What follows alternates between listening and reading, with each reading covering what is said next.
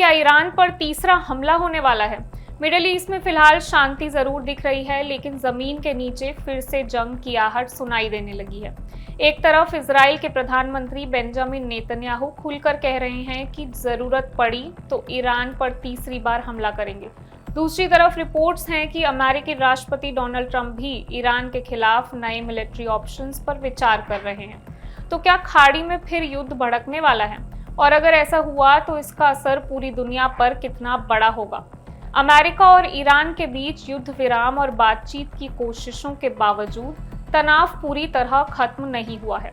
Israel के प्रधानमंत्री Benjamin Netanyahu ने साफ कहा उनकी सेना 2 बार ईरान में कार्रवाई कर चुकी है और अगर जरूरत पड़ी तो तीसरी बार भी हमला करेगी। नेतन्याहू का कहना है कि जब तक वो प्रधानमंत्री हैं, ईरान को परमाणु हथियार हासिल नहीं करने दिया जाएगा। नेतन्याहू से पहले इजराइल के रक्षा मंत्री भी इसी तरह की चेतावनी दे चुके हैं। उधर ईरान ने भी जवाब देने में देरी नहीं की। ईरानी संसद के स्पीकर मोहम्मद बगैर गालिबाफ ने कहा, ईरान बातचीत चाहता है, लेकिन अगर कूटनीति विफल होती है तो देश युद्ध के लिए भी तैयार है। यानी दोनों पक्षों के बीच फिलहाल बातचीत भी हो रही है और युद्ध की तैयारी भी। इसी बीच वॉल स्ट्रीट जर्नल की एक रिपोर्ट ने चिंता और बढ़ा दी है। रिपोर्ट के मुताबिक अमेरिकी राष्ट्रपति डोनाल्ड ट्रंप ने अपने वरिष्ठ अधिकारियों के साथ ईरान को लेकर संभावित सैन्य विकल्पों पर चर्चा की। बताया जा रहा है कि अगर ईरान परमाणु समझौते से जुड़े किसी वादे का उल्लंघन करता है तो अमेरिका फिर से सैन्य कार्रवाई पर विचार कर सकता है। अब सवाल है कि आखिर तनाव खत्म क्यों नहीं हो रहा? इसकी सबसे बड़ी वजह है 2 मुद्दे।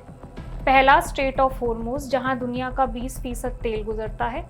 दूसरा है ईरान का परमाणु कार्यक्रम, जिस पर अमेरिका और इजराइल लगातार सख्त रुख अपनाए हुए हैं।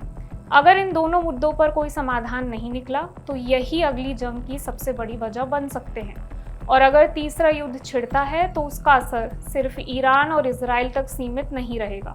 सबसे पहला झटका वैश्विक तेल बाजार को लगेगा।